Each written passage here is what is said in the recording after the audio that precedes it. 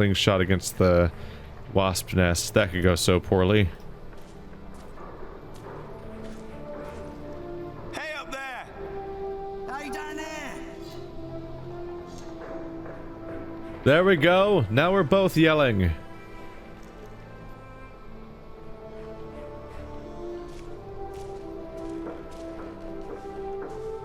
Okay, the kid's coming with me. I wasn't sure if I was just abandoning him. Kingsbridge Cathedral. Everyone's busy. Keeping busy. Giving everyone some focus in life, I guess. Jonathan, don't run off. Don't worry, he's here. Ah, great. Thank you, Martha. And no, I don't have time to watch him. Oh, damn. Oh, no! It's all broken. The sounds of the market. Shouldn't you be working, Jack? Maybe I should go before I buy anything. Watch where you go, will ya? Now it's come to that. Even the monks step on my chickens.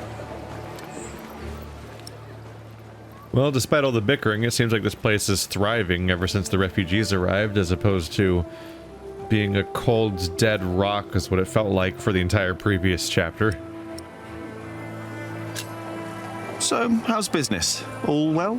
More and more people keep coming here. Yesterday, there were 24 merchants from Shiring alone. You exhausted? Pretty much. But the priory made a lot of money.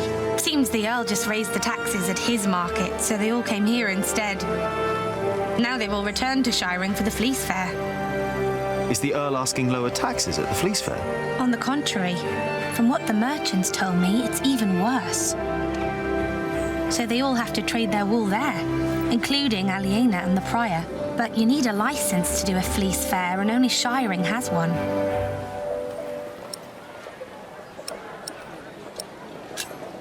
Are you not going to the Fleece Fair in Shiring?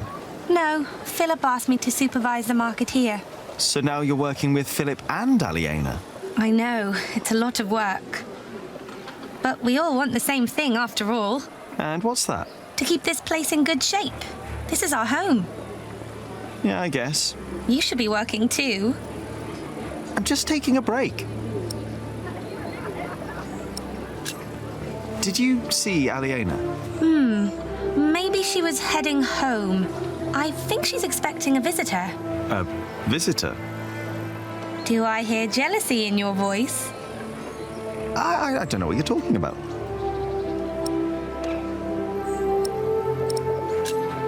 Aliena went home. Could be. I know she's expecting a visitor.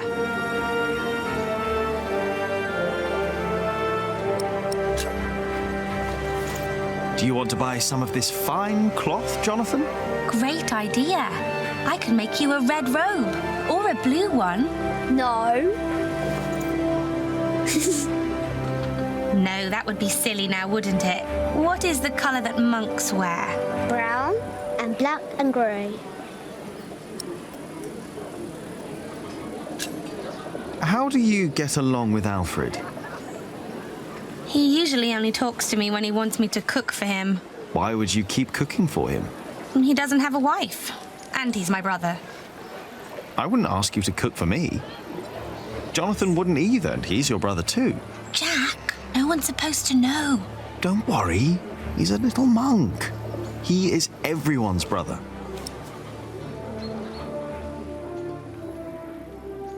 I wonder what stakes there truly are for keeping that a secret at this point, though. So she looks massively different, even more so than other characters. Although I guess I was used to what Jack looked like anyway, because I've been using that version of him as the thumbnail image, because that's the banner image they use for the game, even though he never looks like that in the main chapter, the first chapter when that stuff was available. This poor man has been completely motionless this entire conversation. He's just broken. This poor dude, just like, he broke his pots. He's like, that was all the things I worked on. Now they're just in broken pieces on the floor. I'm just gonna stop existing now. I'm gonna stand still until I fade away. Maybe I should get going. Oh, before I forget, I have a message for you.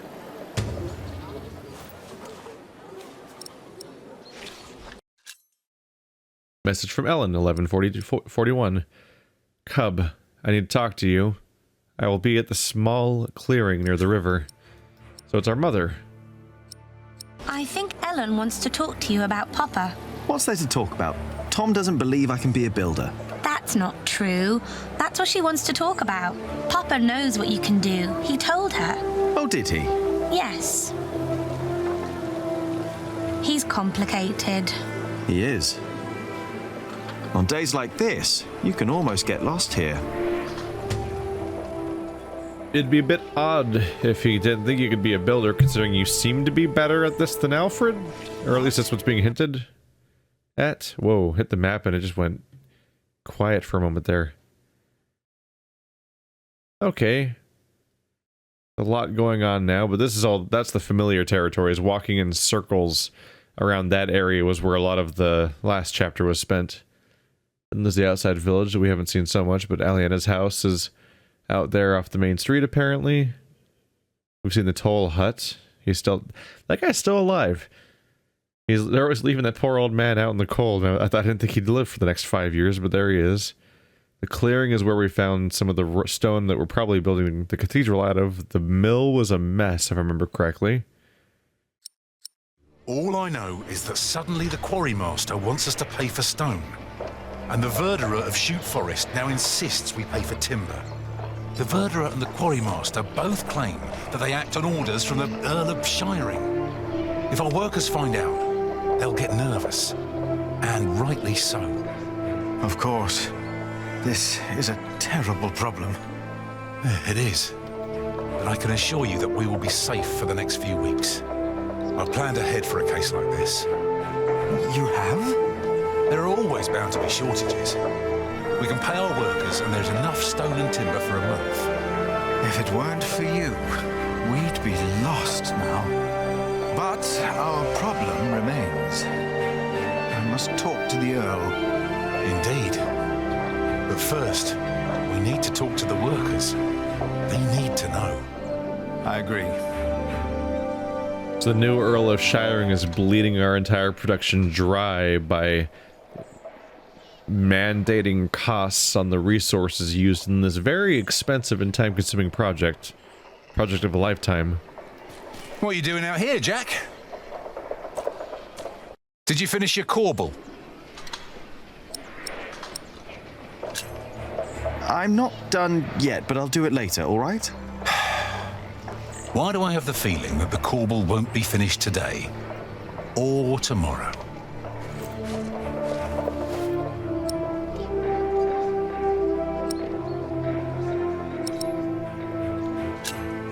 Why didn't you tell Alfred off? He's doing his work. Oh yeah, and great work he's doing.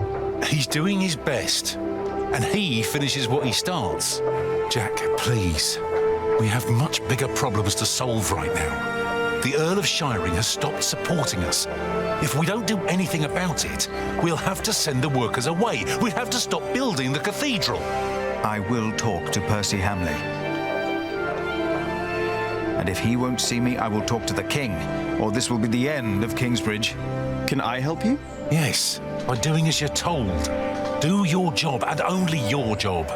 And leave Alfred alone.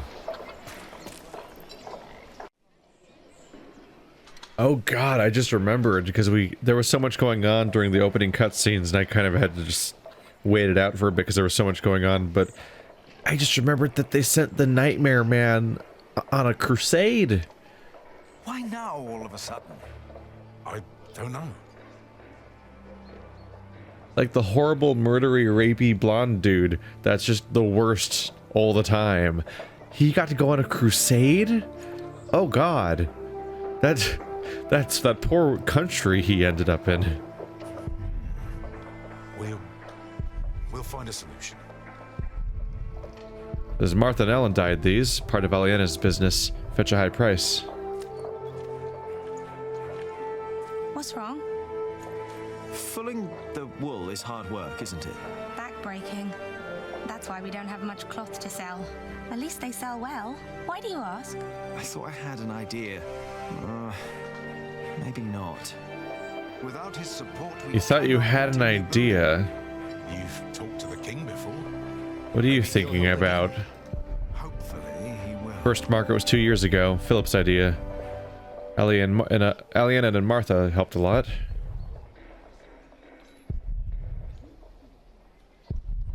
Learned a lot from them. Hard and honest workers. Would be hard to find better craftsmen. So they're the ones that are charging now, the stonemasons. Misunderstanding. Maybe we should pray it is. Hey, Jack, how did you like the stone I picked for your corbel?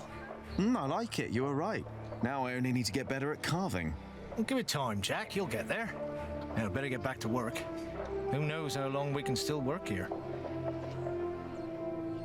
Are they cutting the stone in half with a saw? That's a straight up saw. Does that work? It doesn't. How long does the saw last? That sounds incredible. That sounds like a huge pain in the ass. I wonder how well that works. I'm not sure. What was the stone made of? I guess I don't remember. Was it? It was limestone, wasn't it? At least it's not like quartz or something. You surely, because if it was quartz, they surely couldn't, right? It's probably, But if it's limestone, would they have to worry about solubility? Like, wouldn't it decay with rain? I don't remember what the stone was. I think it was actually established when I first found it, last episode. Know the layout by heart. Worked hard to understand all this, yet Tom won't make me a builder. I think Tom's probably afraid to step on the toes of the hierarchy of family members because Alfred's the more immediate, like the eldest son, and if you skip past him, it leads to some unfortunate frictions.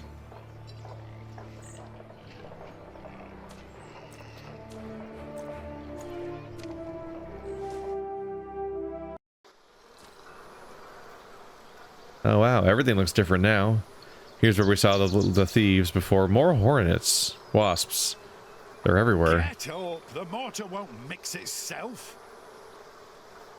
Two workers are arguing. The mortar won't complain if it has to wait until I'm done with me break. Doesn't seem they work well together. Why can't they stop? Just get along. The mortar won't, but I will. Oh, yes? Did I complain when you disappeared for the better part of the morning? That's none of your business. Now get to work. No. They're both taking breaks and blaming the other one for taking breaks.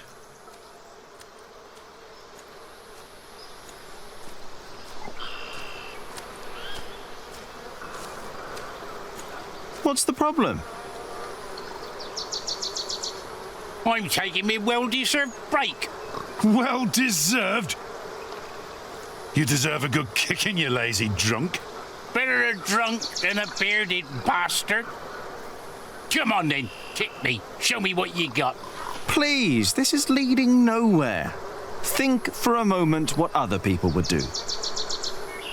What? Who?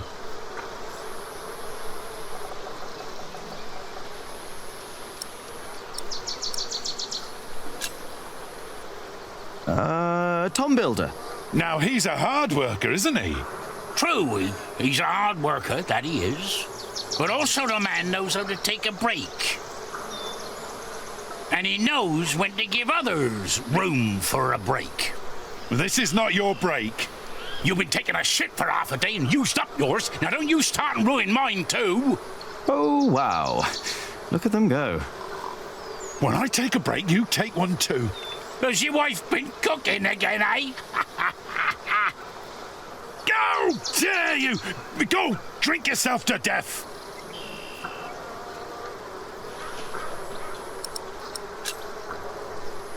Oh, the Prior. Oh, yes! Prior Philip's not running around drunk now, is he? No, he's not. And I'm not either. I'm sitting. And there's my problem right there. Get up and push. Philip would. No, he wouldn't. A break is like a Sunday. It's a sin to work on a Sunday. Well, that's true. It's not a Sunday! But it's my break.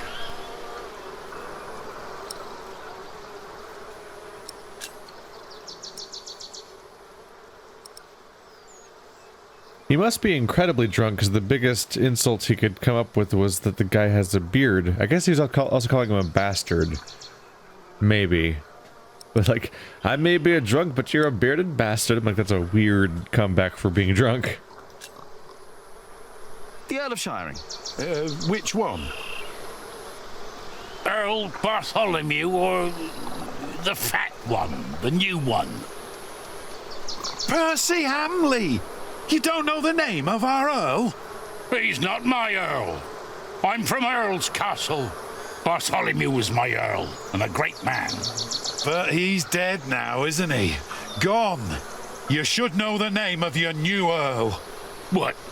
The fat one? Percy Hamley! You know what? I refuse to remember that name. What? Why? For spite! It wasn't right what he did to my Earl. You know what? What you're doing isn't right either. I refuse to remember your name as well. You wouldn't dare. Already did it.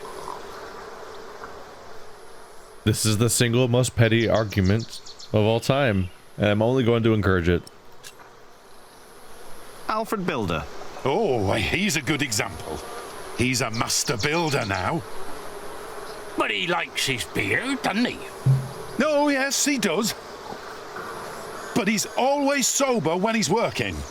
Always. You know, maybe I should be a bit more like Alfred Builder. Me too. You have got to be kidding me. Well then, back to work. No, I'm not done with me break yet. Alfred Builder would know when his break is up. Alfred Builder would know when to shut the hell up. I doubt he would.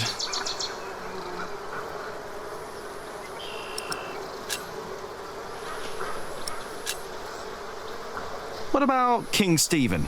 Now, that is a man who sits a lot. How would you know? He's got a throne. He's the king. Of course he's got a throne. And he's sitting on it.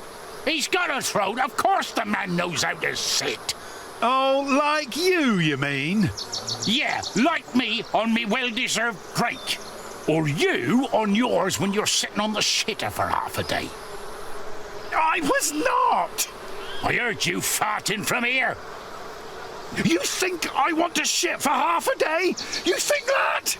Well, you better think again! It's just so detailed. It keeps going. These people have like a long-standing grudge. They have so many emotions to work out. This is like therapy. Ah, Jack Jackson. Who's that? Never heard that name. That's me. I thought you were Jack Builder. Well, I don't know what to make of you, to be honest. Shouldn't you be working? You're just running about everywhere. You never get anything done. At least don't keep us from working, thank you very much. oh, forget it. Well, at least everyone's seemingly aware of the adventure game protagonist doing adventure game stuff and just wandering around all the time. Brother Arnaldus. Good example indeed. That poor man is as good as dead. What's your excuse for lying around in the cemetery? What's your excuse for having a beard like a bear's arse? Get back to work! Never! And stop yelling! Never! This highlights the idea that he wasn't really emphasizing the bastard part. It was for emphasis. The real thing really was the beard, and I'm just more confused. The sub-prior. Oh, don't get me started on Sub-Prior Remigius. He is a hard-working man. He is. And don't you doubt it. What? That he is a hard-working man. Who?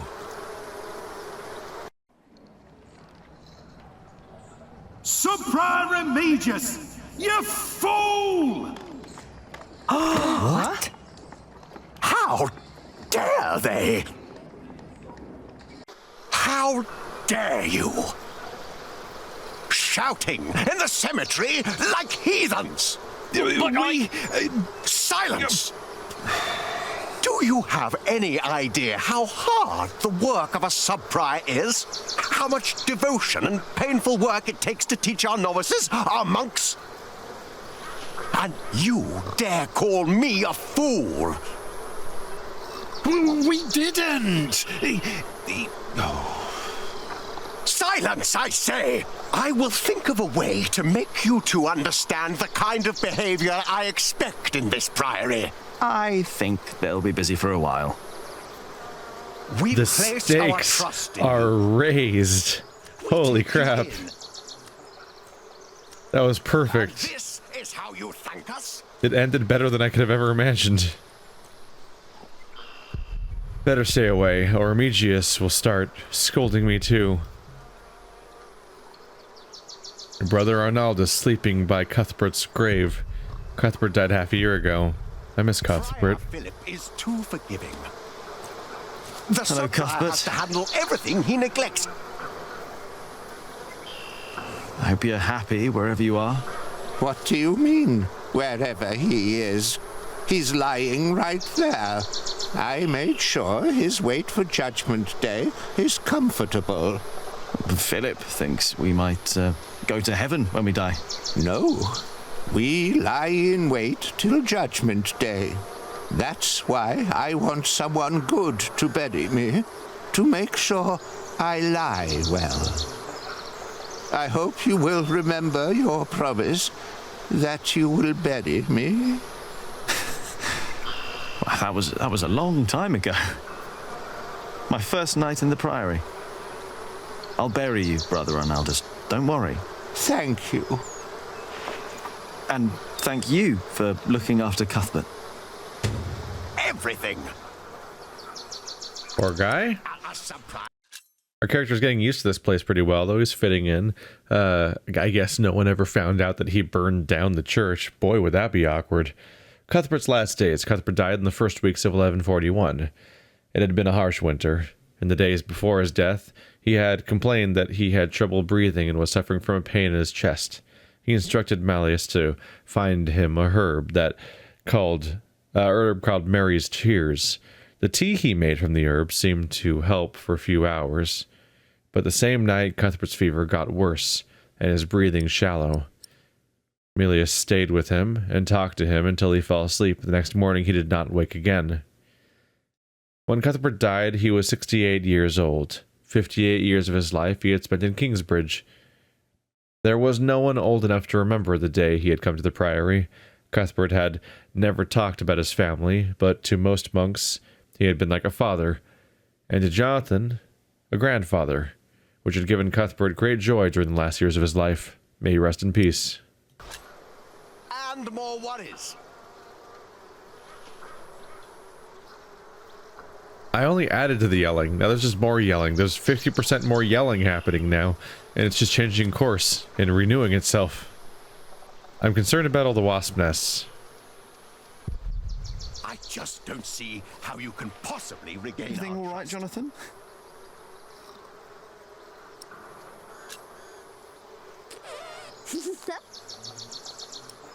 Close enough to the camera, you can almost make it out this time. Unlike before, where he's so far away you really couldn't tell what was happening.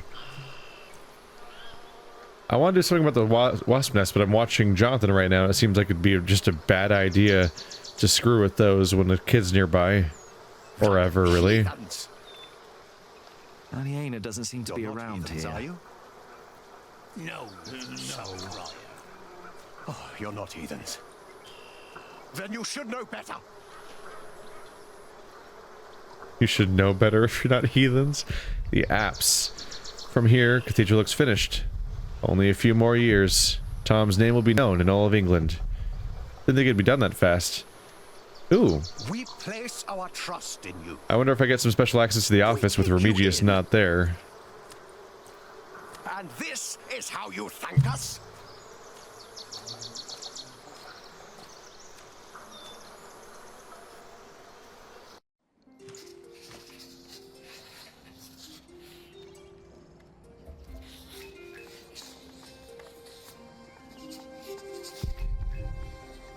Jonathan makes his time around. Oh hey, here's some familiar faces. And he's... I guess they're all looking a bit older, aren't they? Some of these were the kids, weren't they? They're kind of just the same faces, but with facial hair now. The choir members, working hard, should relax, at least while Remigius is gone. Good guy. A monk, but a friend. Smart monk. Always good to talk to him. Ah, Jack. I knew you'd be back. Just be careful that Remigius doesn't see you. But Philip said I'm welcome to read and study here. Not while we're working. Remigius insisted. I'll try to be quick. So many stories, so much wisdom. Most of them more interesting than the Bible. There are many I've not read. Most of them, actually.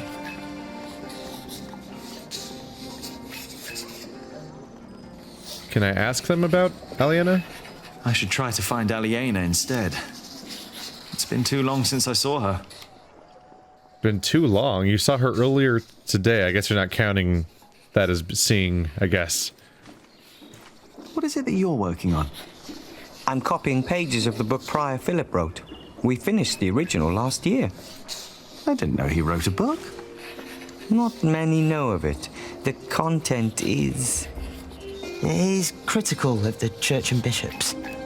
After his experience with Bishop Waleran, he studied about what he calls Judicia Cleri. Judicia Cleri? The judgments of the clergy? Yes. In the past, there were many cruel tests that were made to discover whether a man was guilty or not. The Lord was to judge them.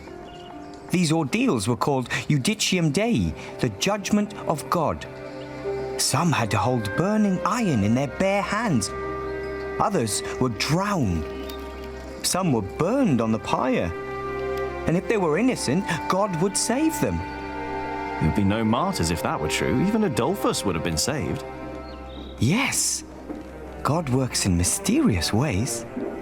The prior wants these horrible ordeals to become a thing of the past, for cruelty only leads to more cruelty. But I heard of miracles. Saints that survived burnings. True. However, Prior Philip believes these were not judgments of God, but judgments of the clergy. Judicia Cleri. Yes! Stories and fake ordeals to redeem friends and allies of the clergy. Fake miracles? By the church? Ooh, that sounds like Philip is asking for trouble. Whoever is accused of fakery and heresy will not be likely to respond well to that. But we believe Philip is right. This is the second millennium. We must finally learn from past mistakes. So Philip's trying to shake things up, which is probably necessary after what he's witnessed, but it seems like something that would not end remotely well. Philip's book, The Justice of the Church, written in 1140. Written in Latin, Philip's book is... Oh, that's supposed to be a comma. Written in Latin, Philip's book is copied by the scribes and illuminators of Kingsbridge and has found its way into the larger libraries of England and Normandy. It is mostly read in the higher circles of the clergy because its content is of a complicated and delicate nature. In his book, Philip writes critically about the ordeals by fire, water, and other means. For centuries, the official purpose of these ordeals was to decide whether a man or woman was guilty or not. According to the clergy, if someone was not guilty, he or she would be saved by God from a cruel and certain death. Prior Philip writes the Lord simply cannot be summoned by man, not even the Pope, to pass judgment. Man must serve the Lord does not serve man. That's wise within the content of how this actually works, yeah. Nothing about their relationship with God suggests that he'll just magically come down to save anyone who's ever being tested in such a way, because it kind of makes God a show pony that you can control for the sake of judgment. Philip believes that miracles that have happened during these ordeals were nothing but lies to protect and exonerate members and allies of the clergy. Enemies of the clergy, on the other hand, were killed or seriously hurt and disgraced.